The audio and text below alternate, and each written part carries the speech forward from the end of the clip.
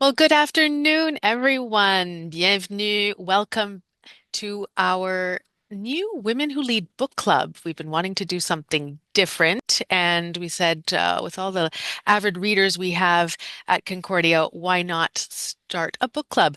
Um, we look forward to delving into lots of different works throughout this series. And if you do have any suggestions for books, I'm very welcome to them. Today is not well. She is a writer and a translator. We're going to learn more about her, but we're so lucky to have our Concordia grad Rhonda Mullins with us today. For those of you who don't know me, my name is Sylvia Otbos, and I'm responsible for the Women Who Lead program in alumni engagement. And I'm so happy to see so many of you joining us today. Let's start off with a quick sound check, just looking in my chat here. If you could tell me if you have read the book Suzanne. Today we're delving into the book Suzanne, and I would love to know if you have read it. I'm trying to pull up my chat here and I don't see anything. I don't know, Erin, do you see anything? Don't see anything. You don't? Can everyone hear us? Could you just Can respond if you can if hear us anyone clearly? can hear us? Okay, Yes. there you go. There we go. I just needed at least one to keep on going because otherwise I'll start my whole spiel again. Mm, But thank you for those who have read it. mhm, Yes, people have read it. Someone said I've started reading it in English. Yes, because the book it is a translation today that we're discussing. mhm. So while we meet today on a virtual platform, it is customary to begin our events with a territorial acknowledgement. We acknowledge that Concordia's campuses are located on unceded Indigenous lands. The Ganyo Nation is recognized as the custodian of the lands and waters on and near where Concordia is today. Montreal, or Jojage, is historically known as a gathering place for many First Nations. Today, it is home to a diverse population of Indigenous and other peoples. We respect the continued connections with the past, present, and future in our ongoing relationships with Indigenous and other peoples within the Montreal community. Merci d'être avec nous aujourd'hui. Pour votre information, nous allons enregistrer cette session. This session will be recorded and will be shared next week. And I always put it on a playlist that we have. We have a Women Who Lead playlist with the various talks that we do over the month. So we have a great library of webinars and online events. If you do happen to experience any technical issues, feel free to drop a message in the chat, and my colleague Erin and I will do our best to assist you. We will have a Q&A period at the very end, so please use the chat to ask your questions along the way, and we'll go back and answer them. I now have the pleasure of introducing our moderator. Today is Concordia Professor Kimberley Manning, Professor in Concordia's Department of Political Science. Former principal of the Simone de Beauvoir Institute, Kimberley Manning specializes in gender politics in the People's Republic of China. Her work also focuses on equity-seeking research projects in Canada, including efforts to support transgender young people and their families. In her work as a university leader and community organizer, she has co-founded a nonprofit organization, supported student-directed projects in institutional equity, and presented before 3 different committees in the Canadian Senate. She is a 2021 recipient of the Concordia Academic Leadership Award, and I have been wanting to have her on one of our Women Who Lead events because she is definitely a Concordia woman who leads. So please welcome Professor Manning. And Kim, I'm going to pass the mic off to you to talk to us a little bit, well, introduce the book that we're going to be talking about today, and of course, our guest speaker, Rhonda. So the mic is all yours. Thank you so much. And thank you to the whole team, Sylvia, and everybody for making this event possible today. This is quite an really evocative, in some ways provocative, book that we'll be sort of weaving in and out of over the course of our discussion. Just a couple of notes about the book for those of you who haven't read it. Suzanne is written by Anaïs Barbeau-Lavalette, who has the author of a number of works, including one that a later one that Rhonda Mullins, I understand you are now currently translating. And but this one had particular popular and critical success. Suzanne is a kind of sort of a fictionalized, semi-fictionalized account of her grandmother's life as an artist and a poet who was really trying to find her way during a time when it was still very difficult as a woman to live full time, for example, in domains that weren't outside of the home. And a point of central tension throughout this book is the fact that Suzanne, the grandmother, chose to, and I should say her partner, the father, both chose to leave their children with others, essentially give them up for adoption in order to pursue their lives as artists. And so that is for me really a kind of a central tension in this work, and one that I think is quite moving to explore. But before we get into the book, I do want to begin by introducing Rhonda Mullins, who is our guest today, who's translated the works of some of Quebec's most prominent authors, including Anaïs Barbeau-Lavalette and Dominique Fortier, and bringing really the power and beauty of their voices to English-speaking audiences. You are quite accomplished, 7-time finalist for the Governor General's Literary Award for Translation. You won the award in 2015 for your translation of Jocelyn Saussier's 21 Cardinals. Your translation of Dominique Fortier's Pale Shadows was a 2025 finalist for the Carol Shields Prize for Fiction. And novels that you've translated have also been contenders for CBC Reads in 2015 and 2019. Now, Rhonda was the inaugural literary translator in residence at Concordia in 2018, leading a master's seminar in literary translation. And you are also a mentor to emerging translators in the Banff's International Literary Translation Program, and a founding editor of the online literary magazine Carte Blanche, and a former board member for the dance company Trial and Eros, among many, many other activities and commitments and places where your work has appeared. So Rhonda, I want to welcome you back to Concordia. So glad you're with us today.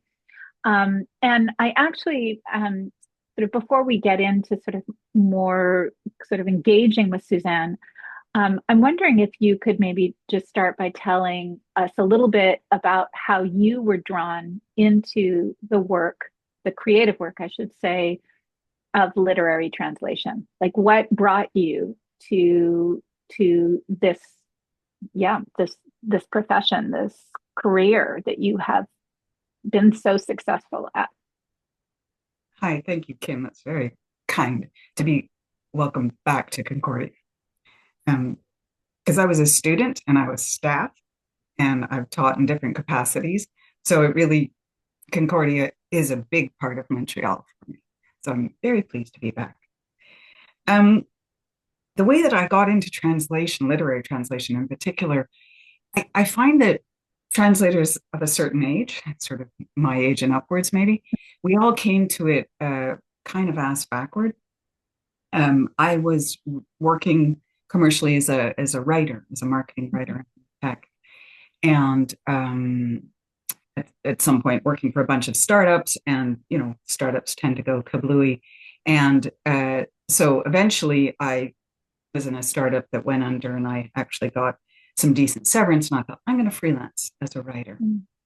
But pretty quickly I got calls to do commercial translation, and I thought I was going to hate it. I thought, oh my God, it's going to be so boring. And I really loved it. Like there's just this sort of crossword puzzle quality to translation that really appealed to me. So I started doing commercial work. And then eventually the desire to do literary stuff just sort of grew out of desire to sink my teeth into something a bit more substantial, both in terms of the length of the project, but also in terms of, just being able to play around with language a bit more than the commercial stuff was allowing me to do, although I do like to translate a good press release. So once I was sort of freelancing commercially, I just started putting the word out that I wanted to do a book. And as these things at least used to be able to happen, I don't know if they still do, I eventually got a call from someone who had heard about someone who had a translator who dropped out of a project. And I sort of came in as the substitute, and it started from there. So I started doing nonfiction books, and then eventually moved on to novels. And it's been, one of the most rewarding but unintentional parts of my life. Although I will say, when I was at CEGEP, I studied languages and literature. I didn't do very well. And when I left CEGEP, I was like, that's not for me. And so it's quite funny that I end up back in very specifically languages and literature. Yeah, that was actually going to be my question was, did you have literary training yourself? Because I haven't read the French version. I've read the English, but this is partly where I wanted to go next. I mean, the kind of there's a real act, I assume, of co-creation that's happening. I mean, do you feel that as a translator, are you more of an interpreter or a co-creator? How do you come into a work like this? I once described it as being a stepmother. So you do feel, so you do feel responsibility for the way this work comes into the world, but you can't claim sort of authorship in that sense. I mean, I guess I'm the moral author of English translations in that I can be sued, I can be, I do have that status as sort of moral author. But I don't work when I'm working. I'm always working on living authors, and translators who work with authors who are no longer with us have very different things to say. But I'm always working with living authors generally, and I don't work with them as such. In part because they've, of course, moved on. By the time they've finished their novel, it gets translated in French, the rights get sold, and so on. It's a number of years behind them. And so it feels like dragging them back into their past. So what I do is I work on the whole translation, and then at the end, I work with them when I have questions. So it feels more like, doesn't feel so much like co-creation as I'm working with the text as opposed to the author, but through the text, I feel the author very much. For you, we were chatting a little bit before we started the webinar, and talking a little bit about how we both originally experienced the work. I'm wondering if you can share with me a little bit about your initial impressions, and then maybe how you might have shifted as you continue to work on it. And it's funny you use the term stepmother, right? There's a lot of maternal, the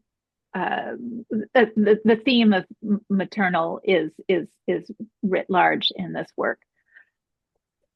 Excuse me. So I'm wondering if you could talk a little bit about how you encountered the work and how it might have changed over time. Yeah. So I've translated a number of books by Anais, including a book that came before this one. But this was the first work of hers that I translated. So this was really my introduction to Anais. And I am uncomfortable in second person. This novel is written in the second person in French. And of course, you honor that in the English, although every fiber of my being did not want to do it. And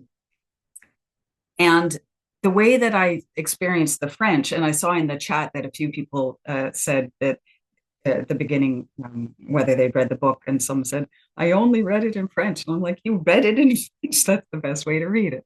But so the people who've read it in French might be able to relate to all the constructions. The sentences are very short, second person. So in French, they're all starting with tu. And initially, I read a lot of anger in those tus. They felt very percussive. They almost felt like gunshots to me. They felt very, very angry, partly just because of the nature of the word. And then I felt as I was going through the work that it softened. And I don't know if it was just that I got used to the tu and the you in English, or if there was something in her writing process. And I know from having spoken to Anais that part of what this novel did for her was helped her kind of reconcile herself with her grandmother, the memory of her grandmother. So I wonder if emotionally that wasn't happening as the book went on, that it's sort of an angry, accusatory second person initially, and then it sort of softens and there's a warming to it. Yeah. Thank you. Yeah, I mean, as I was saying, I was feeling a bit of resistance initially. I think in part because of that second person narration as well, especially when describing the early years of her grandmother's childhood, or kind of placing her grandmother in that scene. But as the book has continued to unfold, and I think as sort of the central tension has come more fully into play around her grandmother's choices. I mean, the kind of the depth with which she was experiencing parenting, and there's just incredible descriptions of what it is to be almost one with your children, right? To be almost like they're almost like part of her physically in terms of the text, and then to make the decision to leave them. And yeah, and there, I was really, really struck when, I mean, there's some the kind of, as the kind of contradictions are playing out. I mean, I was struck both by the ways in which these tensions are familiar for myself as a parent, for other women, my mother, my grandmother. I've seen these kinds of tensions play out over time as well, and I think that's partly what makes it, in a sense, there's a universality to those, either as a child of a mother or a grandmother, or as a parent yourself, of really wrestling with these central tensions, and and these at the same time are deeply political as well. And I'm wondering, if for you there were ethical considerations when translating some of these deeply personal or political dimensions of the work, or whether you felt like that is in a sense resolved by the time it comes to you as the translator. I mean, in a sense, it's resolved, but there is also, the differences between the way things are received in French Canada and the way things can be received in English Canada. So as a translator, I always have to keep my eye on that, what the cultural context that I'm bringing the work into is going to be. And there are differences between English Canada and French Canada in terms of approaches to feminism and, all sorts of things. So you're trying to, I grew up in Montreal, I'm very much of here. I don't really identify with the rest of Canada, but trying to keep one ear, tuned to that, which also obviously my publisher helps with because they're based in Toronto. And so they're very much grounded there. But, I had this funny moment of, I had met Anaïs's father. I'd never met her mother, who is the character of Moose in the book. So one of the two children who's abandoned by the parents. So this is Anaïs's mother. Her name's not really Moose, but she's Moose in the book. And so I had met Anaïs's father before, and I was in a museum in Quebec City, and I saw him across the room, and his wife was there, the Moose character, and he like basically just brought her up to me bodily, and I'm standing in front of her, and he's holding her sort of in front of me, and he says, "This is the translator of La Femme qui Fuit." And I felt like I'd invaded their privacy. I just had this moment of, I could barely speak to her because I really felt like I'd been rifling through her closets or something. But I didn't actually know really much more at all than the average reader. And Anaïs's mother gave her blessing for the book. So she was clearly comfortable with what had been out there. So for me, it wasn't so much the political framework that raised sort of ethical questions, but it was that intimacy of being inside this intergenerational trauma. It was yeah very moving. yeah I can imagine. And how was that for you with Anaïs herself? So you've said that you work with authors after you've done the translation, you come bringing questions. Can you share with us what, I don't know if you can reach back to that earlier time, but do you have some examples of of pieces that you felt like were important for you to better understand in order to, or that you might want her input on as you were doing this translation? You know, a lot of the questions that I end up having are very mundane, as in, you know, like, how is this person positioned in space, or are they leaning in? Are they?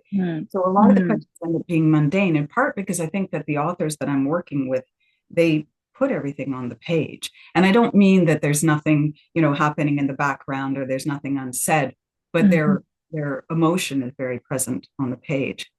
But one thing that, because I did actually work a little bit more with Anaïs on this, because it was a finalist for Canada Reads in whatever year you said, we ended up in Toronto for a couple of days together doing the promotion around Canada Reads. And so we talked a lot about the book after the fact. But one of the things that really struck me was there was a scene, the scene in which this couple abandons their children. They're on the bus and they're taking their children to what is called cryptically a daycare. And the children at this time, they were like a toddler, and I think the Moose characters maybe 5 or something like that. Yeah, 4, yeah. Yeah. And Anaïs's children were around that age at the time that she was writing, which might be part of what led to the book. She never said that explicitly.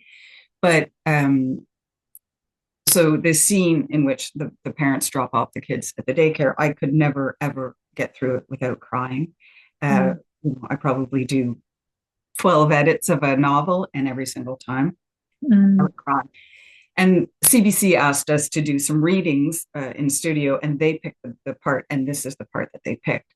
And I had explained to Anaïs that I couldn't get through this without crying. And she had told me that when she originally wrote that scene, her editor made her rewrite it because the editor thought it was kind of dead. And she realized that she had probably, you know, dissociated to write it. I was going to say, yeah. And so she went home to rewrite it. She looked at her kids who were the same age, and she wrote it from there. And I suspect that's why I could never get through it without crying. And we were in the CBC studios and having to do a number of takes. And Anaïs was getting a little bit aggravated with me that I couldn't get through this thing without crying. I was like, well, you wrote it, for God's sake. Like, you know, it's sort of your fault. But when I'm talking about like the kind of distance that she had written the book, I don't know when but it had been published 2 years before. So she had moved on emotionally, but she was quite comfortable with the material, I think, and I was still grappling with it. So yeah, a lot of the questions are more mundane, but because we got to spend time together, she talked about the emotion behind the book more than I often get access to. That's I was struck actually, and I don't know whether this was intentional or not, but in that departure, I mean, it was one of I've been sort of highlighting pieces in the book, and one of the first ones I highlighted for myself was was around um, yeah, was around that time when she does leave the children, and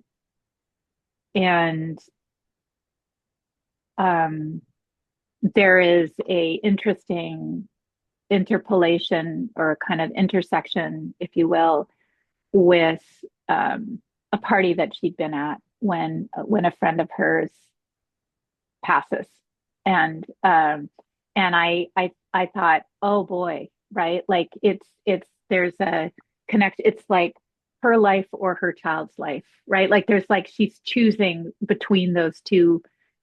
Um, like it's either I die or and so she's choosing to sacrifice her child, which is not a choice that we see lauded. I mean, mothers, um, who leave children are subject to great scorn and anger, and um, though as you noted when we were discussing it last week in preparation for today, and I think it's really important to also be clear about the father's also leaving these two kids, and they make this is a decision they make together, and so I think in some ways,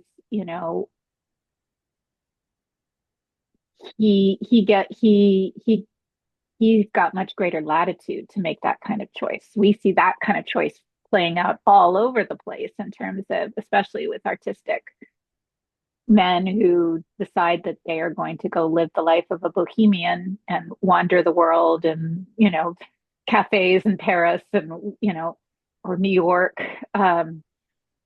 But it's much less the story we see visible. But it is a story, I think, that does play out and plays out for those that otherwise felt like they were going to suffocate and like that they couldn't survive. And and when I say about that, I mean the Suzanne, her that character, that, and not just a character, but a living, breathing person who, it was almost like she was a drowning person and this was her way out. And I wonder if you have thoughts in particular on that, the motivations, or on the kinds of larger context in which she makes that decision, and then the kind of life she lives that follows. Yeah, and it was quite a decision, particularly for the times too. Oh yeah. Yeah. Yeah. Yeah. Yeah. And I should say I'm not a parent, right? So it is strange for me to be in the world of this book, and not have that kind of visceral Mm-hmm. understanding of having children, leaving children, those sorts of things. So it really is testament to her writing that I was sort of able to get in there. Yeah, I had a lot of because I pretty quickly after the book came out in English, I got response about it, even though I'm not the author, Mm-hmm. and it's not Suzanne. But I had some response from men in particular about the wrongness of this, the wrongness of leaving, of this woman leaving her children. And yes, exactly, completely sort of forgetting the fact that there was a father who left too. Now, I've never talked to Anais about this, but I suspect maybe one of the reasons for the focus on Suzanne in this book is that Anais had a relationship with her grandfather. Mm-hmm. So, and it sounds like a very loving relationship. I'm sure he had guilt. I'm sure they had things that they either explicitly or implicitly worked through. So I sort of see this book as a response, like she was able to have Mm-hmm. Or closure with her grandfather, not so much with her grandmother. So I sort of see it in context. Mm-hmm. But it was very ironic in Canada Reads, because the format, for anyone who doesn't know, is that sort of uh, Canadian celebrities or prominent figures choose a book and they defend that book in sort of a literary competition. There's an equivalent in Quebec, and I can't remember the name of it off the top of my head. Combat maybe. And one of the people who was not defending our book was a drummer in a touring Canadian band, the name of which escapes me. And so, you know, people play dirty pool in these competitions, like it's all fair game. But at one point, he had this outburst that was, it was just fundamentally wrong for this woman to leave her children. And there was kind of silence in the room because I don't know. You sort of go, well, is this projection? Or because the only thing that enabled him to be a touring musician, because he had little kids, was the fact that there was somebody at home taking care of his little kids. And I got this response quite a bit of people being really angry. And it's not that I don't ever get blowbacks from things I translate. People, you know, bring emotion to books they read and come away with emotion. Sometimes that sort of splashes onto me. But this one was particular. People were very angry at this idea.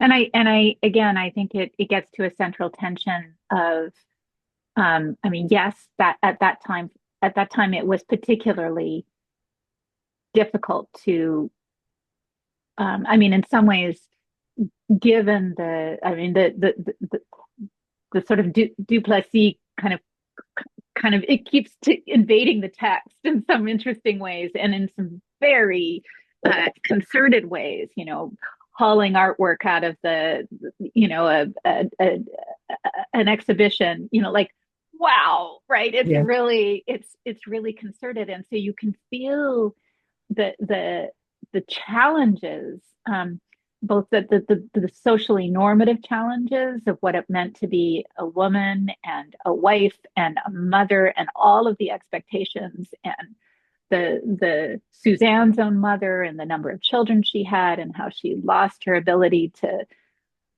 practice piano, which was her great creative love. And it's interesting. I mean, I think about my own grandmother and her mother, who was also a concert pianist, who you know gave that all up to marry and come from Winnipeg to Victoria, and then my own grandmother, who was an artist, who really continued to train and continued to produce work, but not nearly to the same degree she would have if she had not married and had children. And in fact, my cousins and I were actually working at sort of looking at work that's remained of hers, and we're in a process of deciding who's going to take what pieces, et cetera. You know, I mean, and this was work that was, you know, also one time being shown and, you know, celebrated, and yet it's just a fraction of what could have otherwise been, right? And so anyway, I am really struck by how these are not only by those legacies, but also even and today, you know, what it means to try and juggle or try and be creative beings outside of the context of parenting for those of us who do parent, and what, you know, how it is there are continuing very, very challenging, if you will, social norms. And yeah, and I must say, you know, one of the reasons my partner and I decided to settle in Quebec over 20 years ago was because, you know, there was a, you know, daycare, right? Like, and clearly much better than what Suzanne, you know, I mean, that was an overnight, and there's some subtext there that I was, you know, not sure about as well, in terms of the possibilities of violence there as well. I'm not sure, but yeah, I mean, these are supports that I think that Quebec feminism gave rise to, well ahead of the rest of the country, right? And for that, I am deeply grateful, for that foundation of those. In a sense, Suzanne's generation wasn't able to benefit from it in quite the same way because she was just coming up behind. But really, in the Second Revolution, like that is something that really enabled, even as many challenges still remain. So just to kind of note that as well. Now you're continuing to work, with Anais. What are you translating right now, in terms This of? book, I just finished. So she considers three books a trilogy: La Femme qui fuit, Femme forêt, and Femme fleuve. Um, they all have femme in the title, obviously, and these are the three books that she wrote all at the same time. I I experienced them all very differently, as I think most readers would. So, Femme forêt, To the Forest in English, is set in the early pandemic, and it's sort of hybrid. It's autofiction, I guess, sort of about her and her family heading into the woods to sort of stay apart from people, to socially distance. And then a book that is just come out now in English. In French, it was Femme Fleuve, and in English, it's When Water Became Blue. And that strays more. It's definitely fiction. It's about a writer who goes on a retreat, a writer who's married, and she has an affair with a painter. And what Anais is looking at in that book is sort of the freedom of women to desire and not just be objects of desire. So she's thinking a lot around the notion of freedom. And as you said, Suzanne, who couldn't benefit from what was to come very soon afterwards in Quebec society and Quebec feminism. I do find I'm not an expert on it, but in terms of many industries, women have really led the charge. And it is interesting to juxtapose Anais with her grandmother, because Anais has written 4 novels. She's a documentary filmmaker. She's done feature film. She's doing things with Théâtre du Cep. Like I just received something else that she wrote in French, and I haven't read it, but I'm just like, does she sleep? What is she doing? She has children. So she is. The contrast is enormous, the way that she is able to fully realize her creative life while being very, my understanding is very, very involved in her family,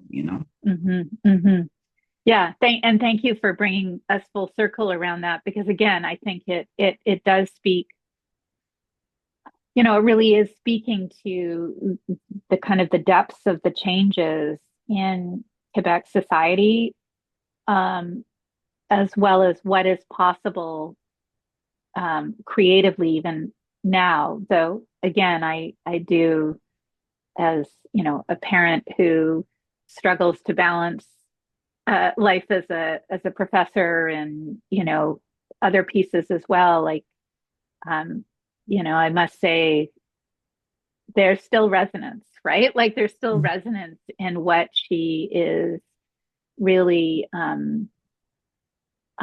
capturing in terms of those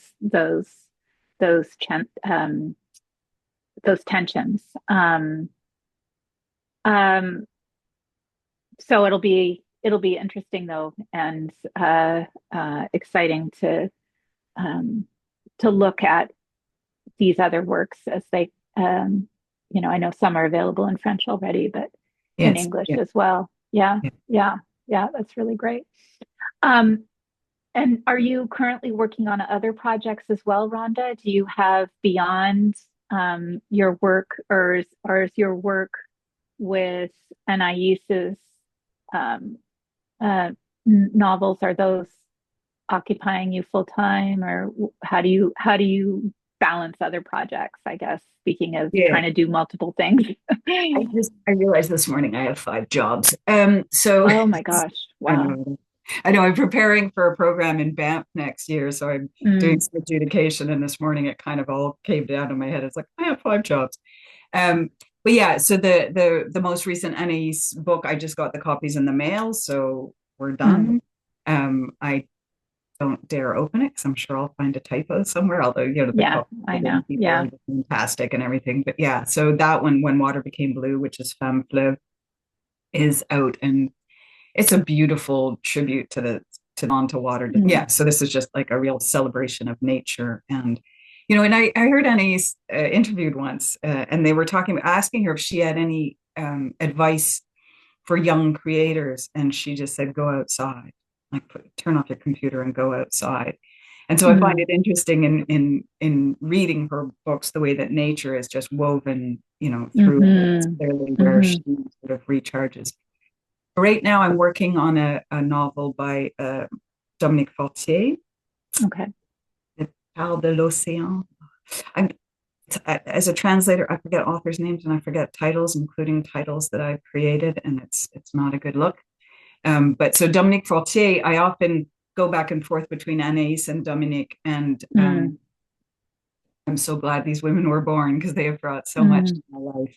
So I'm in the mm, initial stages of a book that looks at the relationship between Hawthorne and Melville. And so these are worlds that mm, I don't know very much at all about these authors, so I'm sort of mm, delving into that now. But Dominique is another very strong voice, and I see them as very very representative of Quebec, mm, really of the strength of Quebec literature. mm. Yeah, yeah. Thank you. I noticed that Sylvia has put, if you have any questions for Rhonda, please write them here, and please do. I'm happy to pass those questions on to Rhonda. Oh yes. So one question in particular about um, the possibility of um, Suzanne having been, could she have been struggling with some form of postpartum depression? That could there have been a mental health piece? And again, mental health not being something that was discussed or taken into account very frequently in the 50s and 60s, when she's really coming into adulthood, 40s, 50s, and 60s. Yeah, I saw it very much that way, and it's nothing that I've never discussed that with Anais, and it's nothing in the way that she talks about the Mm, story, although it's there. mhm, But I was immediately struck by that, by the timing mhm, of that Suzanne had such a the younger son, Moose's little brother. yeah. My mind went to postpartum depression. Again, I've never been pregnant. I've never experienced Mhm, sort of how you can be thrown off in the aftermath of that. But that's where my mind went immediately, because I do look at a lot of things through the lens of mental health. And then when you look at the intergenerational trauma, mhm, Moose, Suzanne's son, um, has had mental health struggles his whole life. The little boy mhm, abandoned it too. And the mhm, fact that, I mean, Anais really sees this as a celebration of the freedom that this woman chose, the life that she chose to lead. mhm, And she certainly had a very, uh, I often think it's sort of a bit Forrest Gumpy, because she's sort of like, mhm, going through a lot of historical moments of her time and meeting a mhm, lot of prominent figures of her time. But it ended in a place of sadness. And mhm, that for me was what made it feel like um, what made me look at it through a lens of mental health, because I can't imagine. I was about to say I can imagine, and then I realized no, I can't imagine that making that sort of decision is going to have a lot of blowback. And as Suzanne got toward the end of her life, she became largely reclusive. mhm. And so it was this kind of, shooting out into the world, and Right. she lived her life very, very fully. And then this kind of sequestering that really did suggest to me that this was not a happy, Yeah. fulfilled life. Yeah. That's Well, my, though, it's interesting that you're, the shooting out, but there is also a kind of shooting out into spaces where she is uncomfortable because she does not deserve to feel comfortable, right? She does not, like, there's this sense that she can never feel at home because of the choices that she's made. There's an interesting, yeah, so there's a kind of a recrimination, even as though she's going out. It's not like solely one of freedom, like a kind of joyous freedom, I guess is what I'm trying to say. It's not an expansive freedom. It's a freedom that nonetheless is deeply charged. There are a few questions about translation that I want to bring to you, if I may, in particular. When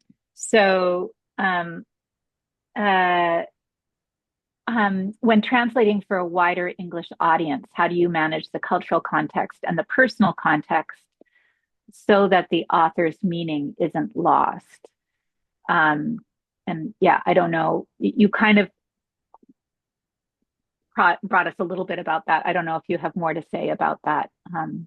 Well, with this book in particular, I had learned about the Quiet Revolution in high school. Les Automatistes, I wasn't very familiar with. And there was quite a debate over what English Canada would be familiar with and what they wouldn't be familiar with. Sometimes what they're familiar with is just sort of cliche and so we ended up putting, I believe, a few translators' notes in here, which I don't like to do. It's sort of like breaking what they call it, the fourth wall. But there was this sense that there were parts of Quebec history, given that I didn't know them, that other people might not know them. Not that I'm a great student of history, but just having grown up here. There is always a question of whether things are going to resonate. And I don't know if you guys notice sometimes if you see ads, which I see less and less, but when there used to be TV ads, and if there was something like, produced for the Quebec market and then they just translate it to English or vice versa, there's something a little bit that doesn't quite, Yeah.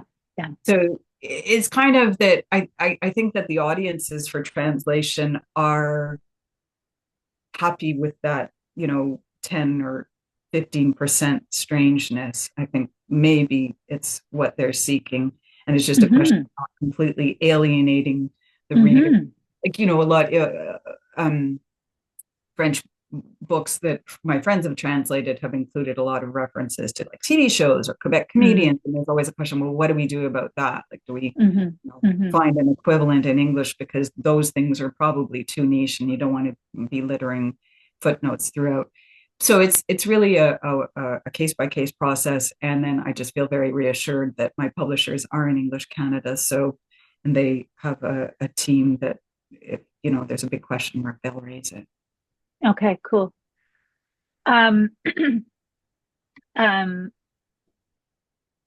What advice would you give a long time? This is another one coming through the chat. What advice would you give a long time in-house English-French translator, 20 plus years, who wants to start a freelance career as a literary translator, i.e. go back to school and get into a university literature program? Now, I know that's not where you started, right? You did not go back to school. You just kind of found your way in, but yeah. And that's why I mean, like people my age and up, we all seem to fall into it ass backwards. I think the way that journalists didn't study journalism when you just became a journalist, and then sort of programs developed around these things. So it's always hard to give advice because the market is changing. And but with the way that I have seen recent people who, if you have 20 years of experience, you clearly are a good translator.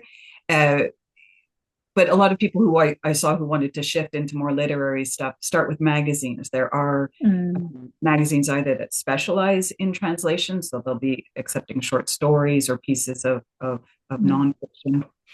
To get a couple of those under your belt, I think that's a great way to go. And then if you can, studying it, almost none of the literary translators I know studied translation. I did scurry back to school at one point when I started translating just to see if I was doing it okay. But it's not an essential route. And I've never seen a publisher ask whether you have a degree translation and literary translation. So I think that if you want to do some courses, that's great, but I wouldn't put too much stock there. I think it's really practice and starting with magazines. If you have a book to pitch, because that a lot of, if you've read a book in English that you really like and think that it should be brought to a French publisher, you can just go ahead and pitch a book to a Francophone publisher in Quebec. And then they take care of getting the rights and doing all that stuff. If you're trying to submit a short story or an essay or something for translation, you probably have to do the rights legwork. Most publishing houses will go, yeah, go nuts. Like they're not, they love that people are interested. So I would start with little pieces, small. Do a course if you want. I wouldn't worry about a degree. Great, thank you. So there's a big thank you for that. Great advice. And there's a follow-up. And what are the kinds of questions you had left at the end of your translation that you had to ask Anais to complete your work? So I think we kind of talked about that a little bit in terms of like when you and Anais sat down and you said there were some sort of more like it's where is somebody sitting in relation, like, or moving, like there's more of a, Then sometimes her images, I wasn't sure that I was getting them. But one of the problems with translation is you can overinterpret. You can read into things that aren't there. But because Inés is a very poetic, a very visual writer, it's not for nothing that she's a filmmaker. So yeah, sometimes I was just asking her flat out, what is this image? I can't see it in my own head. And what are you trying to convey here? So aside from the sort of very mundane and technical, it was more along those lines when I just didn't get an image. And often in the translation of it, if I do it, sort of like, I'll just, fudge this. It'll get flagged by my editor anyway. So it's a lot of I didn't understand this sentence kind of question. Yeah. Cool. Okay, so here's a doozy. How do you see AI's influence on the work of translators? And I don't know. I mean, literary translation, I would imagine there's I don't know, but how have you been responding? Because I'm sure lots of people are asking you that question, right? I don't know. I'm like in the middle of trying to figure out. Yeah, I've been thinking about this a lot. So one of the first things when ChatGPT was first released on the market and people were sort of making all these, prognostications about what it was going to do, there was an article in The Guardian where they interviewed a literary translator, and the literary translator, and I don't know who it was, said, oh, well, it'll be fine for genre fiction, but not for literary fiction. And I thought, way to throw everybody else under the bus, A, and B, like what exactly is that line that you're talking about? Because sci-fi, mystery or procedural, these things, like, try writing one. Like these things take a lot of talent and a lot of. So there was this weird distinction that we are above AI. What I've been finding and just playing around with AI, like just to see what it does, it's very competent as a translator. You've got to watch it like a hawk, but it is competent for sure. It reads flat to me. And anyway, I'm still grappling this because I keep on finding these situations where outside of translation, like there's this woman who is a tech journalist who wrote a book, and I listened to it on audiobook, and she asked AI to write the end of her book for her, and she's very prolific, so she was able to say in the style of, and she had it do a bunch of iterations, and she put the best iteration in her book. So I'm listening to this on audiobook, and you hear this intelligent woman speaking, and then you hear her soul leave the room. And there was it was uncanny how you hear the demarcation. Similarly, I went to an art show recently, and there were two pieces that I learned afterwards were purely AI produced. And when I was standing in the room, I looked at those two pieces, and the word that came to my mind was dead. And then similarly, I heard an ad. I was like walking by somewhere, and there was like a car ad on TV. And I hear that was written by AI. So I'm still grappling this, but what I find is that it is incredibly competent. And it will give me ideas that I wouldn't have thought of sometimes. but I question how it's going to be received in the long term. And somebody once told me, well, that's just because you work in language. But the fact that I was able to spot visual art that I felt was just reacting to the deadness of it. So I don't know what's going to happen. We're not going to be replaced imminently, I don't think. And of course, publishers, like I think the film industry, they're quite interested in getting rid of all the humans. Publishers are absolutely not interested in that. So I don't know still, but this is something that I'm exploring and actually writing about. So I appreciate the question. I wish I had a better answer. Okay. And when you say you're writing about it, you mean you're actually working on a piece for publication about literary translation and AI? Is that what you mean? Now that I'm making news, yeah, no, I don't count on anything of mine being published, but yeah, no, I have to give a talk, and I think that this is what it's going to be about because I've thought very deeply about the place of empathy in translation. Because when I said I sort of am reaching through the page to find the author, it's not that I'm like trying to find them, but they sort of inhabit their work. And so I've always felt that the process of translation is one of empathy. And that's why AI doesn't have that. And so what is it going to produce? And are we going to just develop, is it called a tin ear or whatever? Are we just going to develop an ear that doesn't care anymore? Or are we going to become really irritated by the fact that there is no soul behind whatever's happening? That's a woof. I know. Yeah. And I mean, we at Concordia, I mean, and at every university basically around the world right now, we're all kind of trying to confront or figure out how to confront what it means for our teaching, as educators. How do we put in limits around, like, how do we ensure, not just limits, it's like, how do we ensure that this next generation is going to be able to read and write in a way that doesn't short circuit their brain development, but actually continues to allow it to grow and expand and develop? Because you didn't become a literary translator overnight. Like, this took iterations and iterations of previous work on, right? And yeah, and there is a training that needs to take place, however it is, whether through practice or otherwise. And so anyway, it's a very challenging moment from that perspective. It very much is, yeah. I see Sylvia here. I see Sylvia too. Hi. Hello.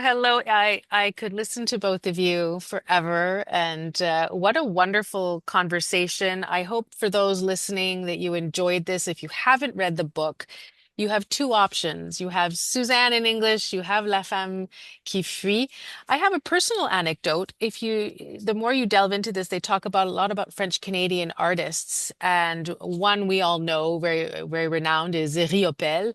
And my grandfather was one of Riopelle's teachers at l'École des Beaux-Arts in those days. I was not old enough to talk with my grandfather. He's passed many years ago, but it just brought me back to a little bit of my own history, and I want to delve even more because I did not know about Les Automatistes and Suzanne's life at all. Very, very, very interesting.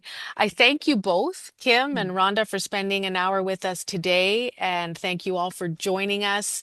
If you'd like to reach out to Rhonda and Kim, my colleague Erin's going to put your links to either your website or LinkedIn in the chat. So please, if you'd like to reach out to them, please do.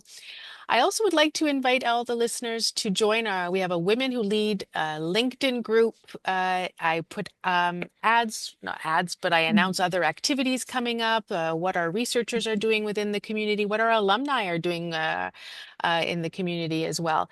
So when Rhonda's new book, did you say, Rhonda, it has already been published? Can I put a link The to new that? Anais book, I've got a copy of it, so You do? sometimes I get Okay. it before it's launched. But anyway, it's this It's fall. coming out, so it's And this fall. Wonderful. Can I say something? Yes, of I just want course. to say hi, Shonda. Hi, Kelty. Thank you for the book. Kelty, I forgot to send you a thank you email, but now it's done. Ha! It's great. Thank you. transit. So yes, please join the LinkedIn group. We also raise funds, as you know, Concordia donations are very, very important. And the Women Who Lead, we have a student bursary for women in need on campus. And if you enjoy our alumni programming, any donation to the bursary is appreciated. That link is also in the chat.